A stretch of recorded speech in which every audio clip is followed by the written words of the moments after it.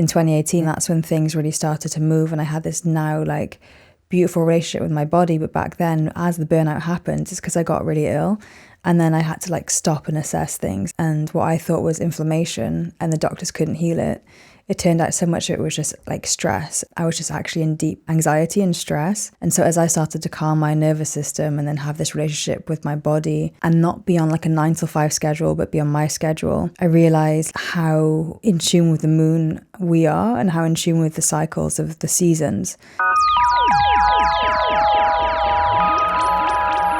I've been wanting to get my friend, artist and beautiful soul, Karimah, on the podcast for so long, so I'm so glad that we've been able to make this happen.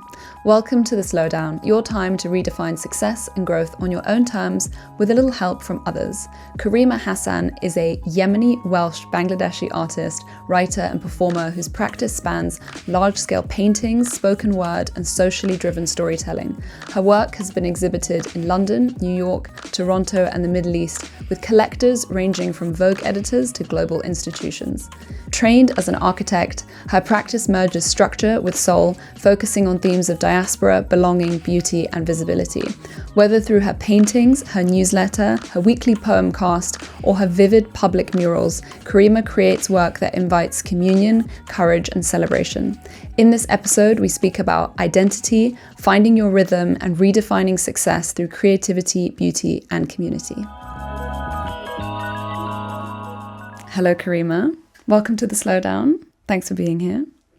I'm so glad that we've finally been able to make time to make this happen. You are currently off the back of a big show in Ibiza and about to head to Lebanon for a residency. Can you explain to listeners what a residency is and why you chose these two places and what painting in this way does for you? A residency is, to me, a block of time in an intended place where you're going to create something with an output in mind. And it's kind of like an incubator for a project. And usually with a residency, it includes a location, ideally somewhere like a studio. I chose Ibiza and Lebanon. They chose me slightly as well. Like I chose them because I love the light there. I love the aliveness there and like the sexiness of the island in Ibiza and the sexiness of Lebanon. The people are really joyful and vibrant and just fun and generous and warm. And there's like this reverence for like the magic realm that in other parts of the world, it kind of, the spiritual stays at like a certain level of the mind and cerebral.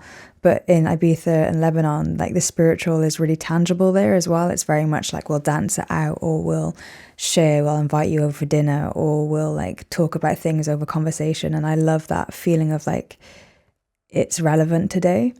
And then, yeah, they chose me because I first went to Ibiza years ago and I loved it. And I didn't think I'd ever be there creating art like where I am now. And same with Beirut, like I went there for the first time kind of serendipitously by accident. And then once I was there, I fell in love with the place. And then it kind of just very quickly became like, how can I come here again and create here? So yeah. I love that. Well, I'm always interested, especially on this show, about the genesis of things. And so I'm wondering, how were you raised? By whom and where? And how did that kind of influence your early understandings? Okay, so I was raised in South Wales in this little place called Newport, which is just outside Cardiff.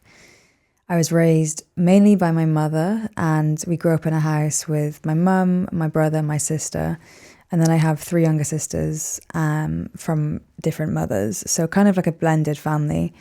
And I spent my childhood going back and forth between my father, like visiting him in Devon. And so it was this kind of upbringing of being in Wales, but always tapping out and kind of having these like adventures by the seaside, or trying to fill time in like pockets of weekends with nothing to do. And my dad being amazing and just trying to find ways to kind of entertain us, but for free. So we spent a lot of time like in HMV, like going from Cardiff to Devon, and we would just like stop over in Bristol and go to HMV and just like listen to records for 2 hours and things like that. But then my mum, she's a primary school teacher. So my upbringing was very kind of like homely, cozy. Islam was a very much like an umbrella backbone in our family. And so we had the culture of mixed identity, pop culture, Western pop culture, mixed with like some Islamic references. And then also just, for me, creativity was like always my safe haven. So I wasn't really like the kid that was into like Barbie dolls and like dressing up. I loved like going away and playing with like plasticine or making like things out of like shoeboxes or watching Art Attack and just like getting lost in these worlds. But no one in my family like made creativity their vocation. It was very much like doctors, teachers, civil servants. So yeah, I kind of just did things by the book. I was really academic and studious. I just wanted to make my mum proud. And then I went into architecture, really studied philosophy and design and space. But I always had this kind of like this thing of creativity was my safe haven. And I didn't really think it could be anything more than a hobby. And I didn't know how to like surpass my own expectations of like, how do I bridge this thing and like let this thing be my source of income, my source of validation, my source of fulfillment. And then I kind of just had through like many years just like find like bridges between like my architecture education and then ways to become creative. And then that's where I landed to where I'm at now. But it took a little bit of like softening through each step of the way, because I think with every upbringing and identity there was like a certain identity that I had with it, so I had to kind of allow that to shift and mold. What were some of the first projects that happened after architecture as you went into art that felt like I still have one foot in and one foot out, and the structure of this life and the expectation of who I should be and have a serious job maybe versus this creative life I want to pursue? What were your first kind of ways in?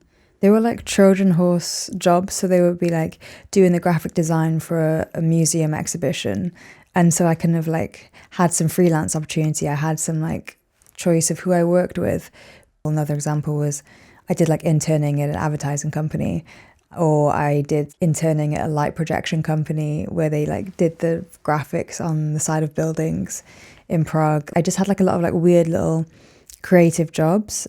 I cat sat around London to get free rent so that I could like try out this kind of like weird prototype kind of lifestyle. I was willing to make a sacrifice of a like level of safety at that point, just because I had this taste of what it's like to be in control of your own time. And what was the first time that you really felt this project feels like I'm an artist? Like this really feels like I've, done away with the safety net of this really practical potential career, and this feels like I'm now very much an artist? I think it was when I was first in New York, because up until that point, I'd kind of had like sketchbooks. I was like toying with the idea of art, but I still didn't ever know how it could become financial. And so at the end of the phone, he just said to me, like, this is not how you do it. Like, we approach the artist. And he was kind of like, oh, honey, like, that's not how it works. And then he just kind of like took pity on me and said, there's this website where they show residencies. And I was like, oh, okay, what's a residency? And then I realized, oh, it's this thing where you can go and you can create and you're somehow provided money or like some kind of pocket of time where you can just experiment. And then I sent out to this one in New York. And to me, New York was always a dream to go to. So to be able to then get a chance to like go to New York, I gave myself that license of like, okay, for 3 months, no one needs to know. Like, I don't need to justify myself. I'm just going to go and see what happens. And then I was around artists for the first time ever. And I just remember like it was everything I wanted. Sweaty nights in the basement of like Lower East Side, 50 artists coming in at different hours in the day. And I was never around artists before, but just like seeing how they had my spirit of just like curiosity of make first, think later. And then that was like all well and good in terms of like identity, belonging. But I remember it was the first time where somebody bought my work, and that was the first time somebody had paid that wasn't a token gesture of, but like, no, like this is value and you're going to go up in value. And to me, that was like a game changer, because I remember just thinking, oh my gosh, I can make money from something that I love. And it doesn't have to be this trade-off of my values. And that was the first time that like it gave me enough of like a window to see it could happen. Yeah. A lot of artists have a particular style that they're known for. And I'm wondering how you developed and found your style, because I think you do have a very particular style. Like I can always tell it's your work. Yeah.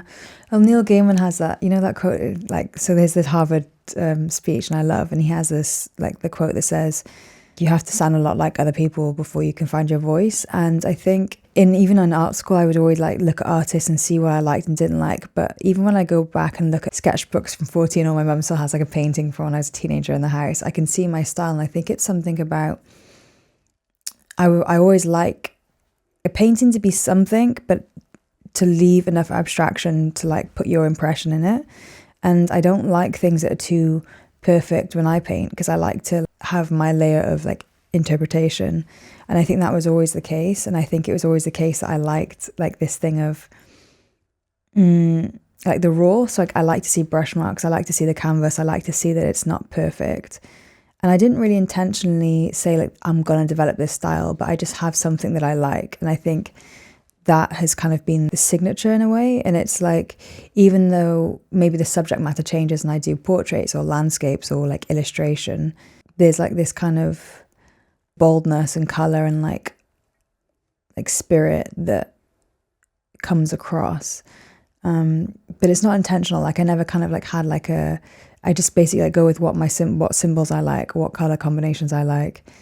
And then I give myself the license to change as well, because I think my favorite artists have always like shown evolution. I love that Neil Gaiman quote. And so who are some of the voices that you liked initially? Matisse, Picasso, Faith Ringgold, Michael Armitage. These are just painters. Jenny Saville, Tom O'Campbell, Cecily Brown. These are all like really beautiful painters. But then in terms of artists, I look to people like, I don't know, I think about people like Nina Simone, Maya Angelou, India Ari, Kendrick Lamar, like people that they have like an album and then they change the album sound, but they always have the same kind of like message. Music was the big one that always like was my like a big inspiration. And I don't know why, but I definitely see color and music as like two the same things. Do you have synesthesia?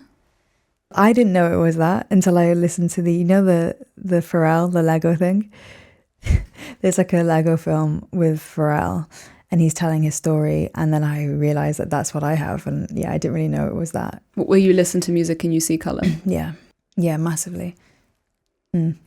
What are your favorite colors at the moment? I'm going through a big cobalt blue phase and gold and cobalt blue, which are quite like Egyptian, quite regal, quite protective. Like Yves Klein. It's always been one of my favorite colors. It's very like opulent and you mentioned music, and I know that one of the things that you did quite early on was enjoy going to see live music or see people dancing and paint them in the moment. Why was that something that you explored, and is that still something you do? What is it that you love about that? I think I had this real block around like art schools and art, and like anywhere where art was kind of like formally taught, because I wasn't taught in art. And I think that there was this kind of block in my head of like, you have to come from a certain wealth class to be able to be an artist, and you have to like have certain kind of credentials. And I didn't feel comfortable in those spaces, but I wanted to do art, and I wanted to like do life drawing. And at that point I didn't really have much disposable income. To go back to like the signature, for me, I think one of my signatures is like I can capture an essence like quite quickly. One of my skills was always I can look at someone's form and then just get it down really quickly and just get like the essence of something. And so I thought, okay, well, how do I strengthen that? And to me, like drawing someone who's moving is like one of the hardest things, but it's the best way to capture like essence of people. So I didn't really have the money to do life drawing, and I always loved being around dancers and musicians because that's where I feel really at home and like myself. So I just said, like, when people were dancing, I would just go up to them and dancers that I knew, because I knew a lot of dancers in London. And I said, like, can I just draw you while you're performing? Like, can I just sit in the background? Because there's something really comforting for me being around people that are training, like, in music and dance. You can make mistakes, you can, like, play, you can be really emotional, and it's like, it's fine, it's just part of the job. And so I like to, like, sit on the sidelines. And then that's when I just started, like, drawing these people. It was like a little cat in the corner of the room. Like, I loved that I felt really comfortable in those spaces. And they obviously never asked me for money. They just said, like, yeah, come, like, we're flattered that you want to paint us or you want to draw us. And so I was just doing that for about 2 years. Like I got to like be there when people were like practicing jazz and practicing like their drums or practicing. And there's this like improv quality behind all of these forms that I love that I didn't really see in anywhere else in society. Like this thing of like, hey, when we're together, we just jam and we improv and like you can make mistakes. And I think I really like that. So that's where I began just sketching and just like teaching myself basically. I love that. And then, you know, as somebody that loves that environment where you're watching other creatives and you're involved in that process, something like COVID where we couldn't leave the house would have been difficult. But even in that time, you created this amazing piece of work. And so I wanted to know more about the like creative process and journey that took you to Strangers Yearbook. So how did that idea come to mind? How did you do that during lockdown? And how have you seen that kind of come to life since then? So just before lockdown, I was really concentrating on communities in London. And my whole thing was, how do I spotlight all of these amazing communities? Because there are so many people in London that feel lonely and disconnected. I know like this open mic, this jazz night, this dance scene. How do I connect people? And so my whole work was around that. And then when lockdown happened, it really affected me because at that point I was getting paid to do like live painting. My whole scene was like in real life. And so when that all started to fizzle, I remember just thinking straight away, like, I want to know how you're doing. Like, how are you really doing? But that can sometimes, like, especially in lockdown, that was quite like almost like a heavy question, like say, how are you doing? Because like we didn't know how to summarize it. So I kind of just said, check in with me whenever you're ready and like, let me know how you're doing. Then I realized maybe I can do something where I can offer a service to people where I just check in on them and see how they're doing and give them a chance to like have their story captured. So I'd say like, let me know how you're doing, tell me how you're feeling, send me a selfie in lockdown and I'll paint it in return. And it was more of this thing of like, it was just initially like a way just to check in with people. But then the magic started happening when then I had like, I had people who were sharing their stories with me. And then when I shared the painting, their selfie that I painted and the caption of how they felt, other people were then DMing me saying like, I feel like this, or this makes me feel really okay to feel like this way. Then I realized, okay, there's something here. Then I started having strangers, like 1 degree of separation, so a friend of a friend. And then I just realized, wow, this can be something really special where I just connect to strangers around the world.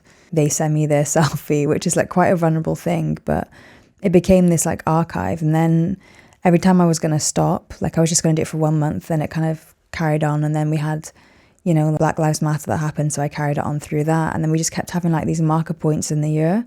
So I just thought, well, why not carry it on? That then became a book and an exhibition in King's Cross, where it became one of those moments of, these are some of the magical things that came out of lockdown. Like it wasn't all doom and gloom. Like there were some people that kind of made something from that. And I'm glad that like creativity, I don't know, it's just always been my raft. It's always been my thing of like, in good times and bad, make art. And for me, that was like something that actually, it helped me first.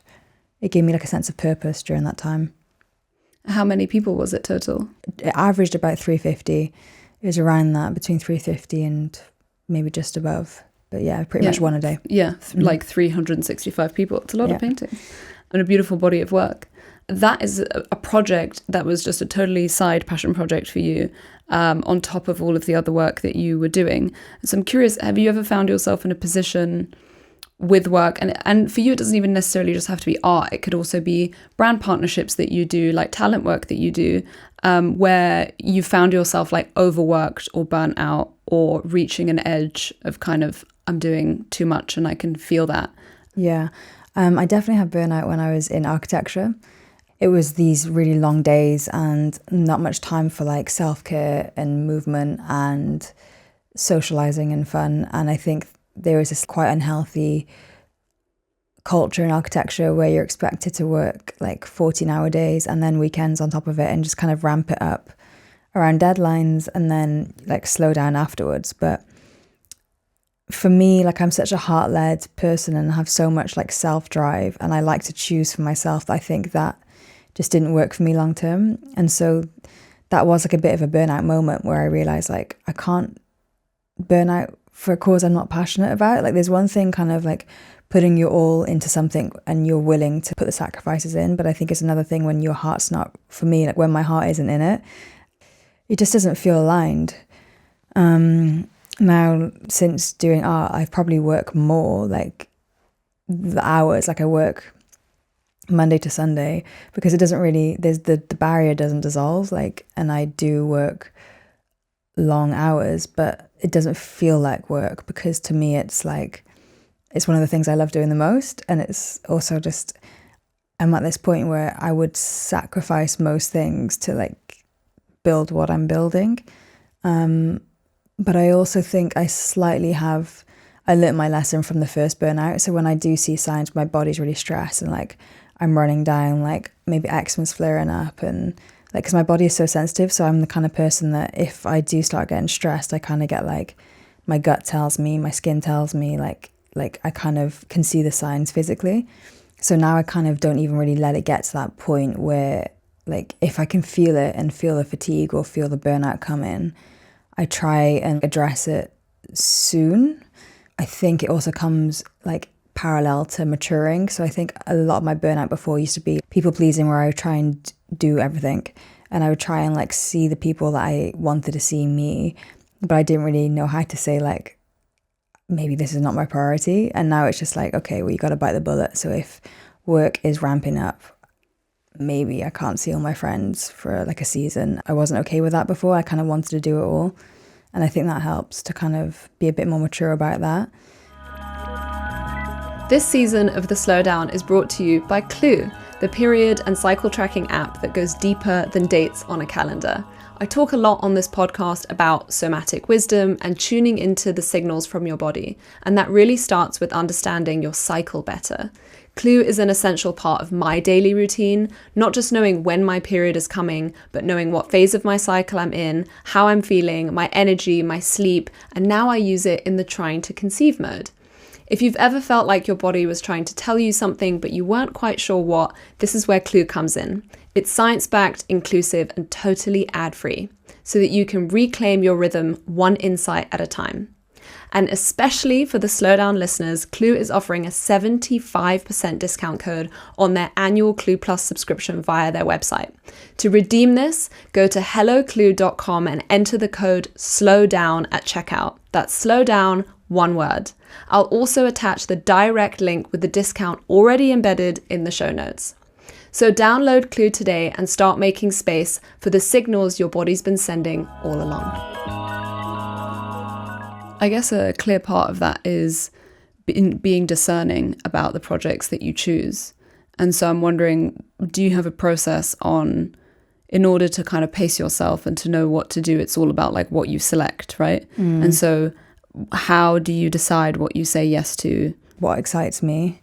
If there was a trajectory of my career, like, is this going to push me further? Is it going to get me the time span? Like sometimes like it's actually quite nice having a little commission project that you do that you can just put your attention on for 2 weeks, and like it can be a break, and then you can, so just basically like almost like the trade-off of what is it going to require of me, like how much of my time and energy and effort is it going to require of me. And then mainly like I definitely have this idea now of like a win-win. So like whether it's the galleries I'm working with, the residencies, the people, my clients, I definitely feel like everything can be a win-win in the sense of, are they the kind of gallery that I want to succeed, so that like when my work sells with them or when they represent my work, I'm really happy and I want them to do well. When you approach things from like a win-win, the client can feel that too, and there's like this kind of level of like, yeah, abundance. And building longer term relationships. Like you have such long term relationships with partners and brands and galleries and places. One of the things that I know about you is your commitment to your rituals and your routines and your like morning practices and things like this. And I was wondering if you had like a few tips to share on ways to slow down in the micro, in the day to day. Yeah, that's definitely where I slow down. Because my life, if on the face of it, it can be quite like I'm traveling around or moving, or like projects moving in and out. So for me, like a level of control is the wrong word, but like, yeah, a grounding is in the micro. So having like every morning, like an hour and a half that now is my non-negotiable, where it's 20 minutes of some kind of presence, so whether that's prayer or meditation or however that might look, 20 minutes of writing, then 20 minutes of painting, because I realized that especially with creativity, you can kind of like get in your head about it, and if it's this one big thing that you're meant to make like a big project, it can become overwhelming. But by making it so that every morning I paint in a little sketchbook for 20 minutes, it's like it just normalizes the process. A daily habit. Yeah. And then I just make that really transportable. So I have like a journal that I carry everywhere. I have a small sketchbook, so if I'm traveling, I've always got the sketchbook. So I started off as like morning pages from Julia Cameron's The Artist's Way, where I started doing like the 3 pages of writing. And then I found so much joy in that, and basically didn't realize that journaling was like free therapy, and it was just amazing. And that was back in 2018. And then that habit became something that I stuck like other things to. So then I like had like a little coffee ritual that I stuck it to, where I would just have coffee in like downtime. And then, yeah, so then basically when life does get busy, my morning practice, it gets my mind into a place of like safeguarding, so that I'm not on other people's time or other people's demands, but I'm on my kind of just like my wavelength.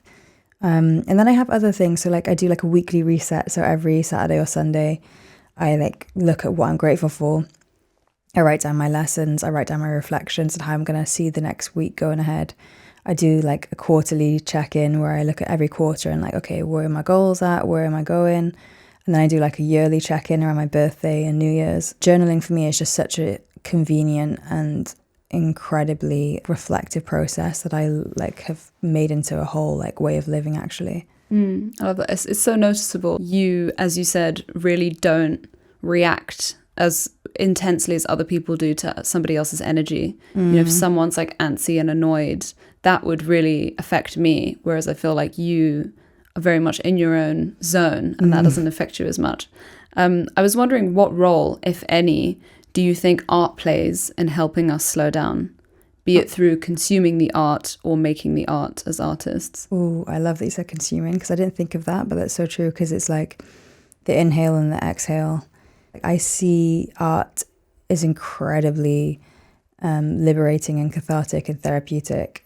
Art really helps me to slow down, just in the way that it puts me into the pocket just for a little bit, like 10 minutes, 15 minutes, and all of a sudden sometimes that's all I need, just to be distracted and just be in my little bubble. And then it can be really confronting at times too, because I'll be painting and then these waves of emotions come up and I'm like, whoa, I didn't want that to come up now, or like, oh, I'm not ready for that, or I don't want that. And it is like a form of meditation. But what's really cool is that when you're creating whatever it is, it's like it allows the emotion to come up, and then it gives you enough distance so you can see it was in you, but it's not you. And so it allows a way of like a catharsis where you can really kind of monitor emotions and not judge them as good or bad, but just like ammunition for what you're making. And then, yeah, I think consuming art is really, there's a presence in it when you really stop and you listen, you put your headphones in and really listen to music, or you sit in front of a painting and just watch it and look at each brushstroke and just kind of just imagine yourself painting that. And or you, when you're at a meal and you really just take your time with a meal and you consume the meal, or when you consume with presence as well, like that in itself is the act of appreciation. And I think that, yeah, there's obviously like a mass consumption of art right now, and that's really changed how we work as artists, between like that divide between content and art. Another thought I had was around, you know, we talk about our lives and different paces and the things that you do at different times in the month and stuff. And I was wondering, how aware are you of your cycle during the course of a month? Does your routine or your art change at all during your cycle? Yeah, I love that question, because that's been... So basically, my life path has braided between...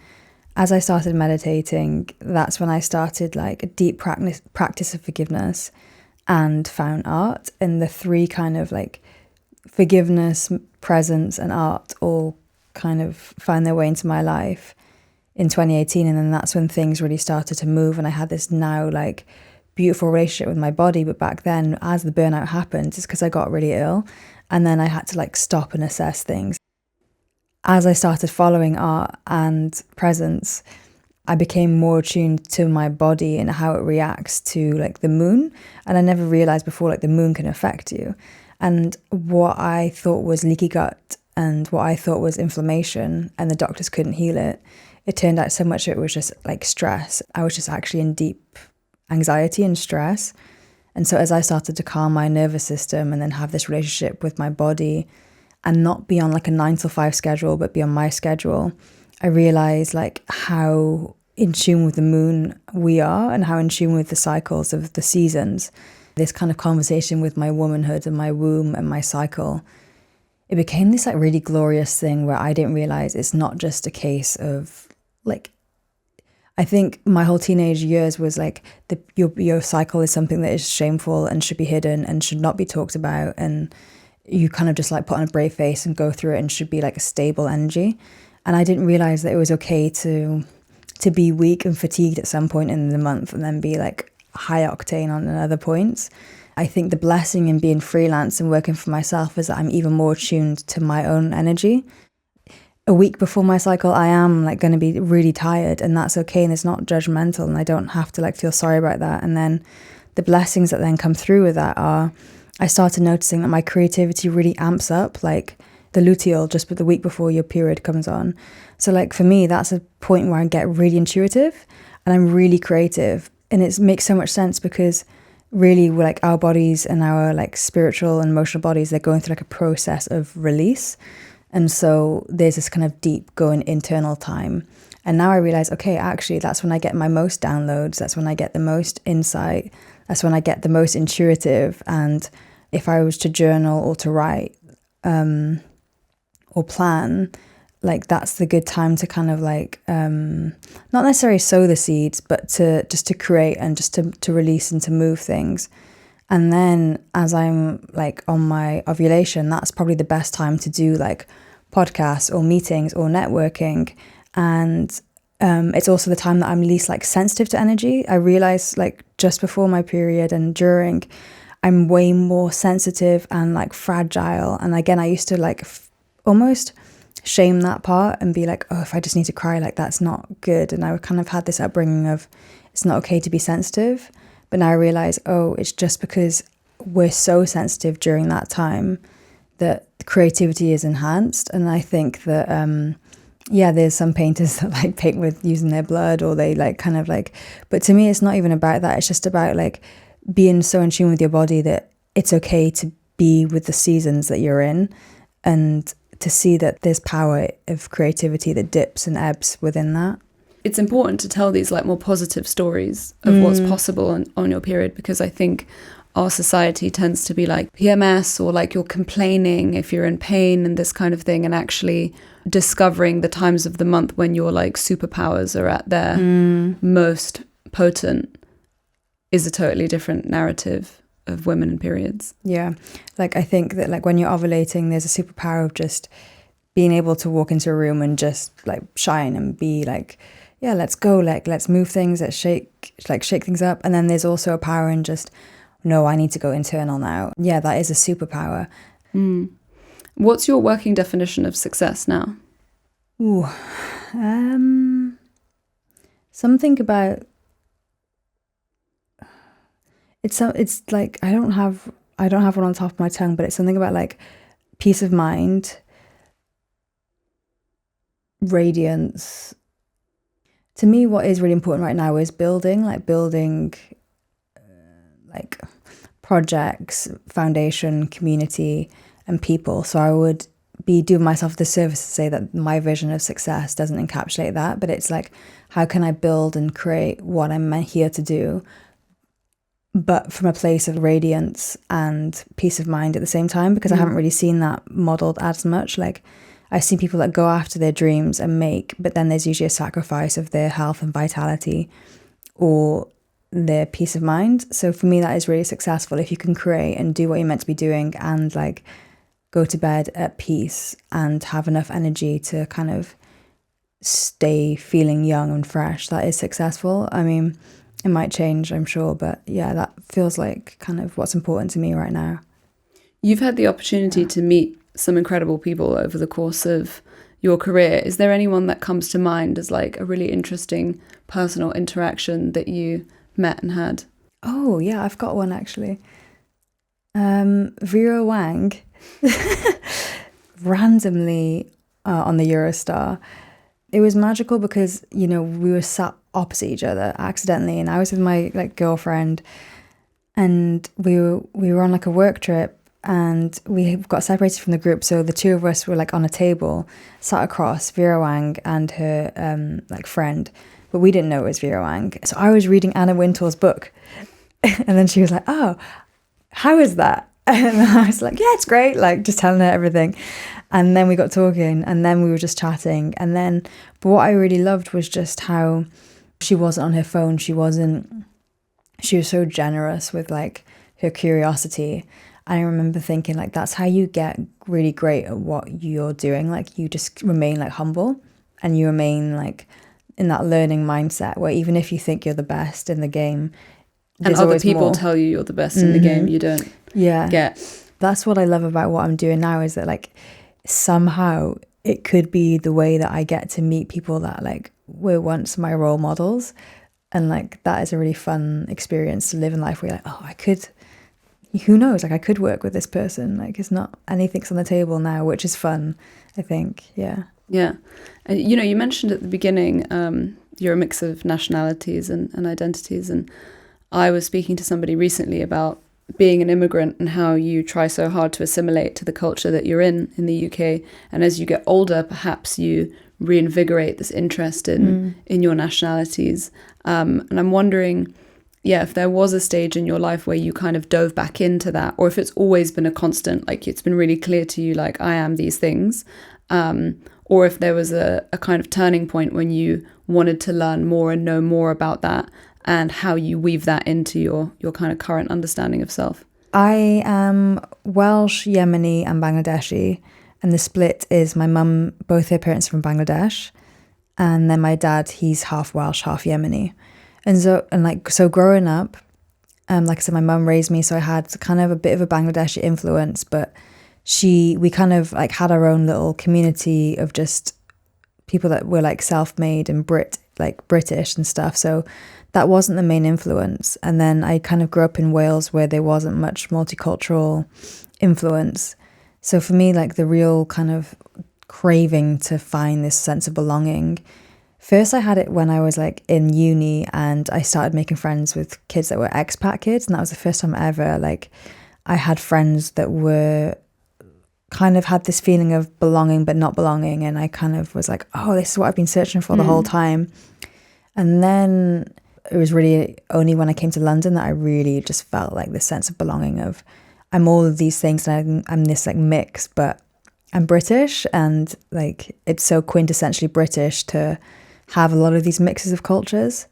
And then for me, the real kind of craving to do the family lineage work is actually connected to my cycle and connected to my womb. And as I started meditating and kind of just like going internally, I realized that like, especially as women, we hold so many memories in our bodies, and that like emotional body, sometimes we're carrying emotions that aren't ours, but they've been passed down from our grandparents or our parents or our sisters and families. And I never really thought that just sounded like slightly witchy or slightly like, surely not. Ooh. Yeah, but actually it's so, until you experience it, and you can experience like the disproportionate maybe reaction you have to something that is not necessarily your memory, but it could be a memory from a parent and it's lived through you.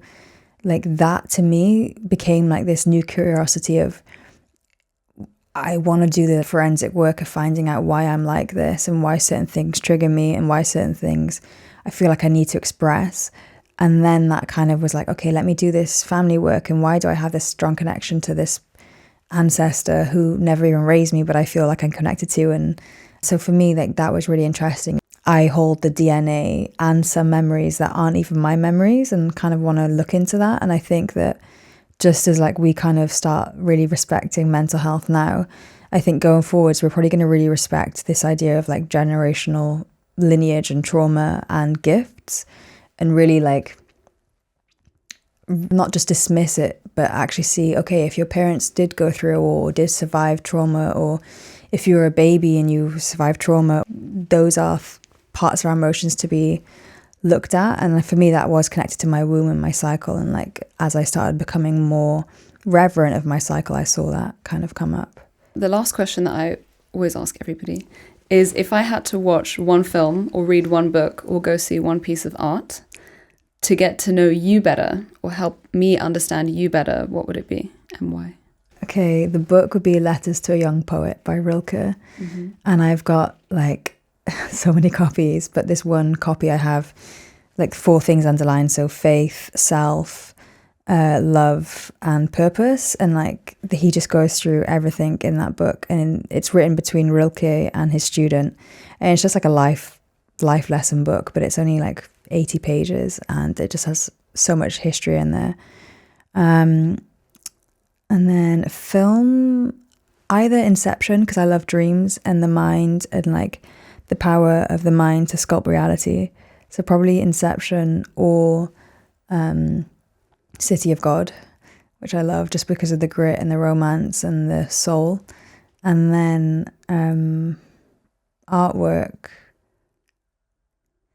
if you can, I just love the Rothko room and the Tate, just because that whole room is just like a meditative experience. And I never really understood the whole thing with Rothko until I was like maybe like 15 and in that room. And then it kind of made sense. It's not just about the one painting and what it depicts, but it's about like transporting you into a different dimension, which you just have to like be absorbed in these colors. So yeah, those 3. I love that. Thank you so much for sharing, and thank you for being here. Thank you for having me. Thank you for tuning in. This episode was hosted and created by me, Tiana Tambridge. It was produced by Whitney Rosenthal, with sound and video produced and recorded at Brazen Studios. Cover art and design by Natalia Ruhe, and the sponsor for this whole season is Clue. Please subscribe to The Slowdown to be notified of upcoming episodes, tell a friend and leave a review, because it really helps a podcast like this get out there into the world. And remember, we're all heading to the same destination and there is no prize for getting there early, so we might as well slow down.